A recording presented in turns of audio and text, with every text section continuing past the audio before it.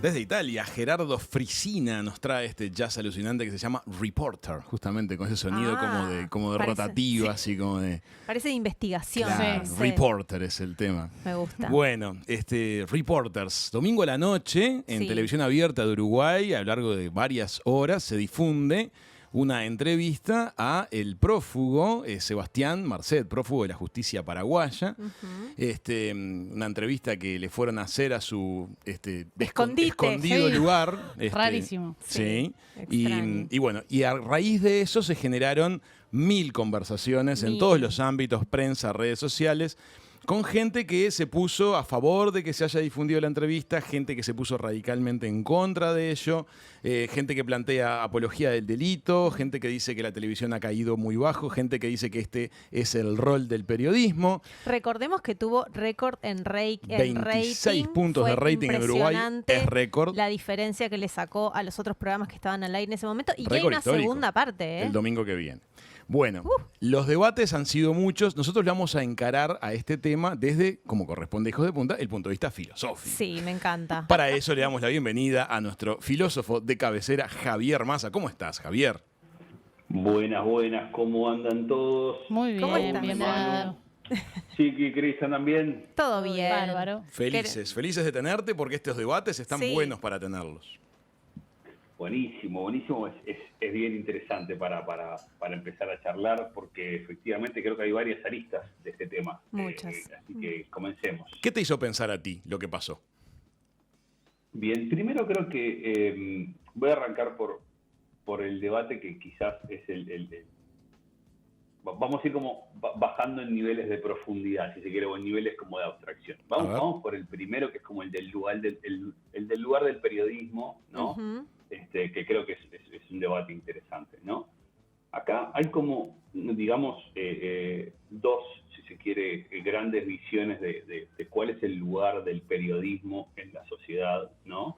Que se chocan de frente cuando aparecen estos debates, ¿no? O sea, hay una primera versión, si se quiere, una primera visión, que es el lugar del periodismo como, el término en inglés es el periodismo como watchdog, ¿no? O sea, el periodismo como guardián del poder, ¿no? O sea, es un periodista que está como ahí, como tratando de cuidar que el poder no se vaya de boca o de alguna manera, ¿no? Y que es como una especie de controlador. Periodismo guardián.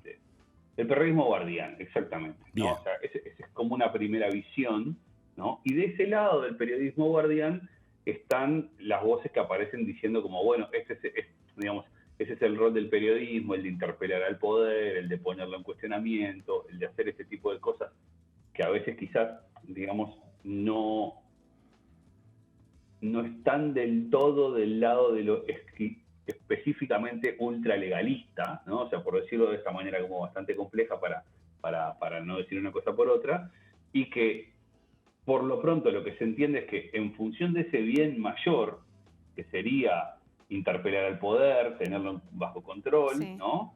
Entonces se infringe o se cruza esa línea de decir, bueno, yo hago algo que quizás no está dentro de todas las de la ley, pero lo hago en función del bien mayor. Una versión muy complicada del fin justifica los medios, como yo en realidad acá lo que estoy haciendo es como controlando al poder político, interpelándolo, y eso le hace bien a la sociedad. Entonces, bueno, puedo reunirme con un narco y emitir esta entrevista en prime time de un domingo por televisión, ¿no? O sea, estamos entendiendo que hay como una cierta flexibilidad ante determinadas normas porque vamos tras un bien mayor que es de alguna manera cuestionar los estamentos y mantener el poder siempre bajo mirada. Pero hablaste de que hay dos miradas. Esta sería una de ellas, ¿verdad? Sí, la otra mirada es justamente la que está del otro lado y la que dice, bueno, no, en realidad el periodismo no debería de borrar con el codo lo que escribe con la mano. O sea, si el periodismo está tratando de poner el poder a raya para que el poder no se vaya de boca y no infrinja la ley, entonces el periodismo no debería de infringir la ley para controlar que otros no la infrinjan. ¿Ya se entiende? O sea, es como, bueno, está bien, si si lo que es necesario que vos hagas para ejercer ese control te lleva a infringir la ley, y yo no estoy diciendo que necesariamente lo del domingo haya sido una infracción legal, simplemente estoy explicando cuál es la visión, ¿no? O sea, entonces no lo hagas. Sería como, a ver, la versión contraria de decir, bueno, no, el fin no justifica los medios, y mucho menos, o sea, aquello que vos estás señalando con el dedo, que es como unirte fuera de la caja, ¿no? O sea, obrar por el costado de lo que se considera legítimo. Entonces no hagas algo ilegítimo para cuestionar lo ilegítimo. O sea, vos no deberías de estar haciendo esto, ¿no? Y mucho menos desde los medios, porque efectivamente los medios también existen para, de un modo, o sea, cumplen una labor ejemplificante, casi que educativa dentro de la sociedad, como desde un lugar desde donde por lo menos una cantidad de gente entiende una cantidad de cosas o se informa, y al informarse aprende sobre una serie de cosas, inclusive sobre la serie de cosas que los periodistas hacen para obtener esa información. Entonces, acá está como... Digo esto porque también es bien interesante el modo en el que desde el programa se contó cómo se accede a la entrevista, ¿no? Esta cosa de se accede en secreto, a un lugar en donde no se sabía dónde se iban a encontrar, etcétera. Sí, aparte, Javier, yo tengo una pregunta, porque con respecto a la lo primero que dijiste, ¿no? El primer, no sé cómo decirlo, grupo de periodistas que dicen que, bueno... Esa primera mirada. Claro, la primera mirada, ¿no? En este caso, ¿cuál era el bien mayor? Porque en realidad yo escuché un poco la entrevista y vi algunas de las declaraciones, y en realidad no dice nada que que apriete a nadie. O sea, es como hacerle una entrevista a Messi, no sé, era como escuchar unas preguntas como, bueno, tampoco la voy a poner en jaque a la periodista porque sería como de muy mal educada, pero digo, no siento que haya habido un bien mayor en eso. O sea, como que fue una movida terrible y no dejó ninguna declaración fuerte como que digas, bueno, podemos resolver esto por tal lado. No sé si se entiende lo que quiero decir. Perfecto, entiendo, sí. A ver, yo creo que el bien mayor, en principio, era escuchar la palabra de Sebastián Marcet, dijera lo que, a pesar de lo que dijera. Yo creo que era como, en principio, ahí era decir, bueno, en todo este debate, en todo esto que está ocurriendo alrededor del pasaporte de Sebastián Marcet, el propio Sebastián Marcet no está formando parte del debate. Entonces ahí ya hay un beneficio que da la entrevista de decir, bueno, escuchemos qué es lo que tiene para decir este hombre. Evidentemente que después vienen los juicios acerca de, yo no voy a hablar de la calidad periodística tampoco, pero vienen los juicios acerca de qué es lo que efectivamente Marcet dice, llega a decir, por habilidad o no habilidad, o por hermetismo del entrevistado, o por habilidad de la periodista. Digo, o sea, ahí, digamos, la cosa va más allá. No quiero emitir un juicio específicamente sobre el contenido de la entrevista en ese sentido, pero el ya poner la voz de Marcet en el debate era un beneficio porque esa voz estaba faltando, ¿no? Entonces, desde ese lugar, después te puede pasar esto que vos decís, pero al final habló y no tenía nada interesante para decir. Y bueno, está. Bueno, algunas de las frases que se dijeron tienen sus consecuencias, ¿no? Por ejemplo, la frase en la cual él dice que no puso $1 para la expedición del pasaporte implica muchas cosas, porque en la especulación aquí había habido muchas, digamos, suspicacias respecto de ese tema y trajo derivaciones muy complejas a nivel del poder. Entonces, me parece que ahí hubo algunas declaraciones fuertes. No obstante, Javier, te propondría que no vayamos específicamente a lo que fue la nota, sino a la mirada desde el punto de vista filosófico del asunto. Por ejemplo, una pregunta que mucha gente ha puesto sobre la mesa es escuchar la palabra de esta persona. Darle el espacio para que despliegue su capacidad de ser simpático, de ser seductor, de mostrarse desenvuelto, etc. ¿Puede disparar en una faja de la población simpatías? Porque hay antecedentes de ese tipo de situaciones. Sí, sin duda que puede disparar simpatías. O sea, de hecho yo creo que ya las ha empezado a disparar. Yo acá esto lo uniría, ¿no?, con una tendencia bastante importante reciente, digamos, y es que hay una especie de, vamos a llamarle, romantización de la figura del delincuente o de la figura sobre todo de la figura del narcotraficante en este caso, ¿no? Que va un poco de la mano de que esta entrevista pueda despertar simpatías por el personaje, en este caso Sebastián Marcet. O sea, no está aislada de ese contexto en donde Narcos en Netflix genera picos de rating y hay como una mirada también como de una cierta humanización de la delincuencia que, a ver, tiene sus aspectos positivos y claramente puede tener aspectos negativos, como es que vos decís de que, bueno, pero la gente al final se termina encariñando con la figura de una persona que es un delincuente. Y porque de alguna manera configura los medios de comunicación, por omisión o por acción, configuran roles de ejemplo. Entonces, me pregunto si esto es lo más conducente. Yo he leído muchos comentarios a pie de noticias en las últimas horas referidas a este tema y me preocupa mucho la proporción de gente que pareciera que hinchara por Marcet.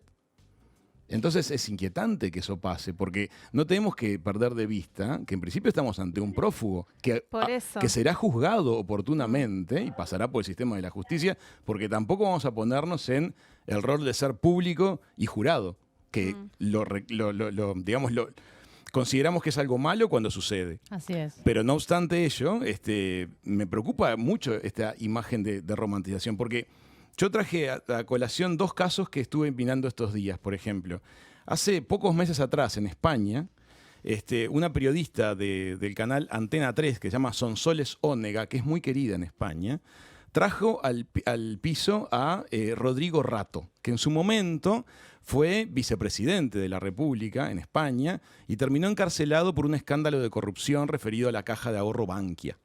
Bueno, y la reacción social de la gente en redes sociales fue muy dura hacia la periodista y hacia el canal por poner en pantalla y darle la oportunidad como de lavar su imagen a esta persona que es vista como una corrupta. Esto pasó hace pocos meses en España. Y también voy para atrás, por ejemplo, en el año 1991, entrevistan en la televisión de Estados Unidos a el principal testigo que ayudó a encarcelar al jefe mafioso John Gotti.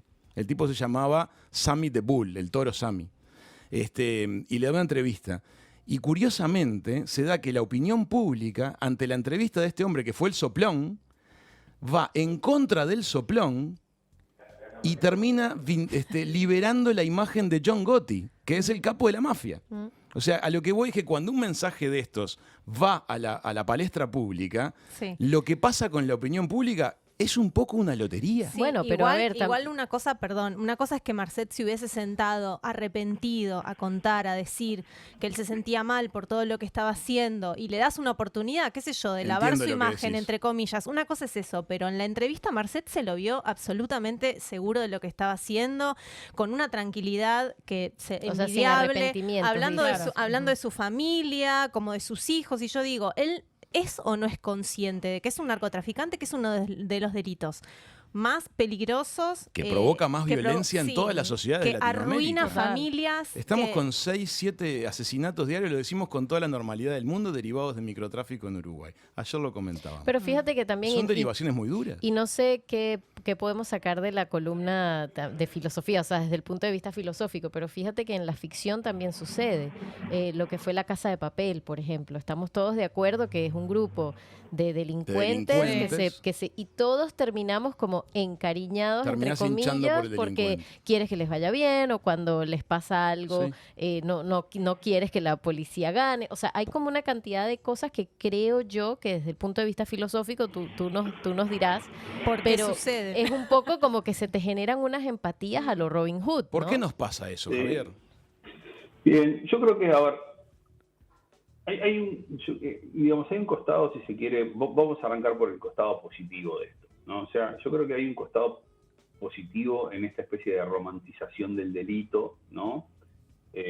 O si se quiere, como en la épica del delito o en la épica del mal, ¿no? Creo que para mí una de las películas que mejor ilustra esto en los últimos tiempos es Joker, que efectivamente muestra cómo como la lógica del surgimiento de un archivillano, ¿no? Y es puramente ficción. Digo para entrar por la ventana de la ficción, porque ahora nos va a permitir entender otras cosas de las narrativas que se establecen en torno a la vida real sobre estas personas, ¿no? Entonces, a ver, y el aspecto positivo que yo encuentro de eso es sacar el delito, sacar el mal de la pura irracionalidad y de la monstruosidad, ¿no? O sea, porque si querés, digamos, en la lógica más principios del siglo XIX, siglo XX, había como una especie de, principio del siglo XX, perdón, había como una especie de manera de entender que el delito nacía de una especie de monstruosidad inhumana, ¿no? En donde nada había de racional ahí, nada había de lógico, nada había de explicable, sino que esto era prácticamente que no eran seres humanos, eran como una especie de raza de alienígenas que cometían delitos y que como el primer ataque de Hamas el 7 de octubre. Bueno, por ejemplo, esta gente que dice, bueno, no, acá Sí. no hay racionalidad alguna, o sea, esto es pura irracionalidad, ¿no? O sea, yo creo que efectivamente ahí hay un problema. De hecho, para mí quien mejor habla de esto es Hannah Arendt en Eichmann en Jerusalén, con su famosa hipótesis sobre la banalidad del mal, donde dice, nada hay de ilógico e irracional en los modos del nazismo, sino que todo lo contrario, hay todo de racionalidad y hay todo de un pensamiento que hay que entender. Si lo encasillamos en el lugar del monstruo, corremos el peligro de que esto nos vuelva a ocurrir, porque no lo habremos entendido, ¿no? Entonces, yo creo que ahí hay algo bien importante en decir, bueno, hay una lógica para el delincuente, hay una lógica, hay una racionalidad detrás. Por más de que uno diga que haya una racionalidad, no quiere decir que eso sea aceptable, no son equivalentes. Sí, Entiendo, sí. no es que estás justificando, sino que decís que Exacto. hay un camino de vida que va a parar a esta situación. Es comprensible que esto suceda, es factible de comprender por qué esto sucede, ¿no? No es comprensible en términos de tolerable, ¿no? O sea, es entendible, ¿no? Bien, ahora, ¿qué es lo que pasa? Lo contrario a esto, digamos, el costado peligroso de este tipo de narrativas son que pueden correr el peligro como de normalizarlo o de sobreestetizarlo o de sobreidealizarlo. Entonces, efectivamente, ahí aparece como un costado peligroso de esto, en donde podemos empezar a caer como una especie de idolatría o apología de la violencia o apología del delito, ¿no? Entonces, sí. Ahí es donde la cosa se empieza a complicar, sobre todo cuando esa apología del delito se convierte en una apología del mal. Si nosotros terminamos idolatrando personas que claramente hacen el mal y hacen daño, más allá de que cometan un delito, creo que ahí hay una diferencia clave. Claro. O sea, yo creo que una historia bien interesante en este sentido, que es una de las primeras grandes romantizaciones de delincuentes, es Bonnie and Clyde en Estados Unidos, ¿no?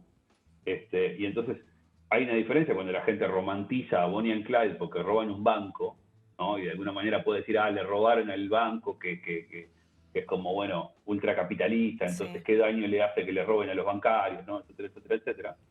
Y cuando Bonnie and Clyde empiezan a matar gente a diestra y siniestra, entonces uno dice, bueno, acá hay una línea que se cruza, ¿no? Entre la apología del delito y la apología del mal. Son dos cosas bien distintas, ¿no?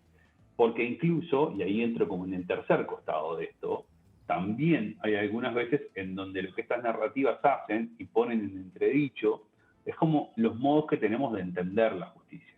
O sea, recién Chris decía, entramos a veces en estas lógicas de Robin Hood, ¿no? Y esas lógicas de Robin Hood es cuando a veces el delincuente entra como en ese lugar de reequilibrar una balanza que pareciera estar como desequilibrada. O sea, ¿no? Cuando el poder está corrupto y el delincuente viene a reversionar el poder y a cometer justicia cuando, el poder está siendo injusto. Bueno, de hecho, La Casa de Papel, el ejemplo que dio Chris, es un poco eso también, porque aparte humaniza el grupo, los ves enamorarse, los ves tipo separarse, los ves, entonces decís, bueno, yo también soy eso, un poco, ¿no? Bien. Ahí va. Yo creo que, y ahora sí llevándolo a lo que sucede acá, entonces, no creo que nos encontremos frente a un caso de esto de desequilibrar la balanza necesariamente, que está mal equilibrada, pero sí es cierto que hay un poder político que tiene acusaciones de corrupción, o que hay una sombra de sospecha de corrupción, y esto, y entonces el periodista ahí vendría como a ocupar ese rol también de justiciero. Recuerden esto que decíamos con el periodista guardián en la primera interpretación. Entonces, bueno, acá hay algo que el periodista pone en entredicho. Y también acá yo creo que lo que se empiezan a juntar son como no solamente ese rol, sino también en esto, la figura del delincuente y qué rol tiene entonces la figura del delincuente en la sociedad. Ahora, y si entonces lo terminamos poniendo en este lugar romántico, todos entendemos que ahí puede haber algo peligroso. Perdón, Manu, que me vas a hacer una pregunta ahí. sí, no, porque era justo respecto de eso, porque ¿cuán bien le hace Uruguay, por ejemplo, o al Estado, que un narcotraficante hable bien de ellos? Porque al final es como que medio que termina diciendo, no, Uruguay es el menos corrupto, pero no nos olvidemos que está hablando un narcotraficante. Entonces digo, ¿hasta qué punto su palabra vale, ¿entendés? ¿Hasta qué punto le crees a alguien que te está hablando que es una persona prófuga de la justicia? Absolutamente, puede estar defendiéndose y mintiendo a cabalidad. Pero digo, queremos escuchar su palabra, pero a la vez tampoco es de confiar, no es que nos está hablando el Premio Nobel de la Paz, nos está hablando un narcotraficante. Sí. Yo en todo esto siempre trato de defender mucho la capacidad crítica de la ciudadanía y del espectador al momento de mirar un producto. Bien, libertad responsable. Sí. ¿Está bien? Es válido. Claro, hay mucha gente que me dice, Javier, sos muy ingenuo y estás pensando que la gente tiene más capacidad crítica de la que tiene. Y yo digo, bueno, si la gente no tiene tanta capacidad crítica como yo estoy suponiendo que tiene, que por favor que la tenga, porque es muy importante, Claro. justamente Súper importante. poder... Sí, que era un poco mi punto ayer, sí. Claro, o sea, poder educarnos y poder, digamos, ejercitarnos en el uso de no tomar los mensajes que vienen de la radio, de la tele, de Twitter, de Facebook, de Instagram, de TikTok, de donde sea, tal como vienen y poder ejercer sentido crítico, tal como el que Manu en este momento estaba ofreciendo con su pregunta, diciendo, che, pero pará, ¿le vamos a creer a este señor? ¿Le vamos a creer a esta persona? Yo quiero que esta persona hable bien de mí, no quiero que hable bien de mí. Tú defendías esa posición ayer, Cris. Sí, yo ayer un poco lo que decía durante el programa cuando esto primero se planteó, que entiendo obviamente la preocupación de que esto se eleve, ¿no? Y que salga por todos lados, pero de algún modo también me gusta darle crédito al público general en decir, bueno, creo que la gente también tiene la capacidad de discernir y decir, epa, ya va, o sea, este tipo está saliendo con un Louis Vuitton, esa mayoría silenciosa para vos es desconfiable. Bueno, o sea, fíjate que sacándolo completamente de tema, pero sucedió un poco cuando hablamos de la libertad responsable durante el COVID. O sea, señores, aquí no los podemos mantener a todos cerrados, se les pide que usen el criterio y funcionó.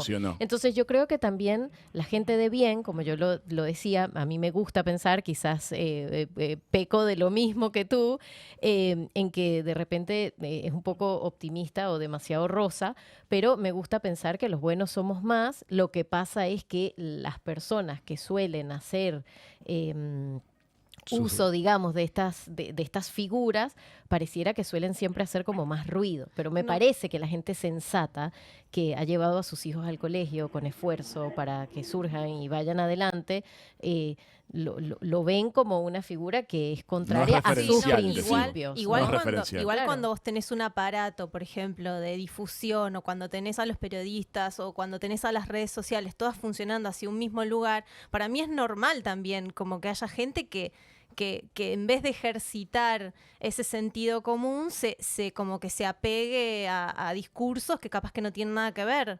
No sé, como que pienso que como que estamos viviendo en una sociedad en el que el bombardeo de información es tal, no es como antes, que también la gente como que no, viste, se agarra por ahí como de lo más fácil, no sé cómo decirlo, pero... Sí, igual yo no menospreciaría el valor que este debate, si querés, como más cotidiano y más, hasta incluso te diría casi que de charla de pasillo o charla de ascensor, tienen estas cosas en el rol que cumplen. en el ejercicio de ese pensamiento crítico que estamos diciendo. O sea, que efectivamente vos vayas al kiosco o te sientes en el ómnibus y escuches que atrás la gente está discutiendo, che, pero ¿y te parece que estuvo bien? Ah, yo creo que no le hubiera hecho la entrevista ahí, no, porque fíjate que para mí lo tendría que haber denunciado y no está bueno que lo diga, y que Marcel diga esto, no, y a mí no me gusta, o sea, ahí hay es una bueno que puesta se en hable. crítica. Es bueno que se hable. Claro, o sea, deberíamos de preocuparnos el día que la entrevista a Marcel salga en horario central y efectivamente el otro día nadie diga nada y nadie Tenés se razón. queje y nadie Es muy proteste, interesante ¿no? O sea, ese punto de vista. Sí, es bien ahí interesante. es donde uno dice, bueno, che, esto no está bueno. A mí siempre esta discusión me hace acordar mucho a veces el tema, hay un tema que me apasiona, que es el tema de los límites del humor, ¿no? Y sobre todo los límites del humor en público, ¿no? O sea, cuando la gente dice, ay, fulanito de tal hizo un chiste y se le fue la moto, ¿no? Y, bueno, y ahí aparecen los que dicen que hay que censurarlo y los que dicen que no hay que censurarlo, que se pueden hacer chistes sobre todo. Yo creo que justamente lo sano es que en una sociedad crítica aparezca el debate.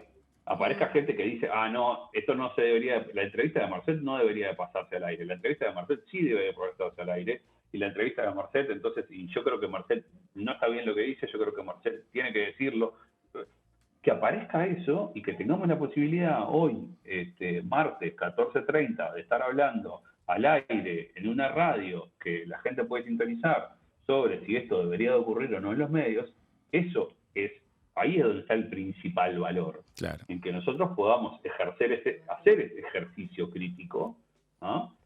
Libremente, y en este hacer del ejercicio no vamos a dirimir nada, efectivamente, ni vamos a lograr qué, pero sí vamos a hacer esto de a poquito ir entrenando esta idea de que, bueno, de que no todos los mensajes que circulan uno los tiene que tomar así como circulan, y que también uno puede cuestionarlos y que no todo lo que aparece ahí en lo que los ingleses llamaban la caja boba.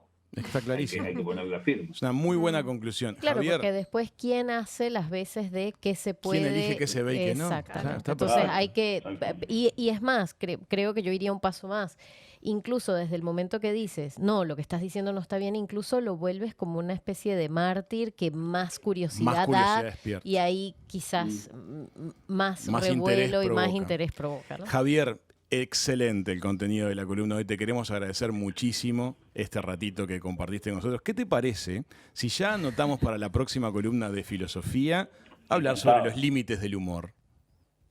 Pero me estás A tu juego te llamaron, Sí. te encanta. a mi juego me llamaron, así que allí estaremos. Allí estaremos. Muy bien. Dale. Bueno, Javier, muchísimas gracias.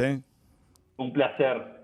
Amigas, Abrazo para amigos. todos y para todas por ahí. Chau, Chau. chau. Chau, chau. Qué placer es conversar sobre Me estos encantó. temas con Javier, ¿no? Bueno, hicimos la columna de filosofía, vamos a hacer una pausa. En el Dale. próximo bloque vamos a conversar con Emiliano Cotelo. Ya venimos. Bien.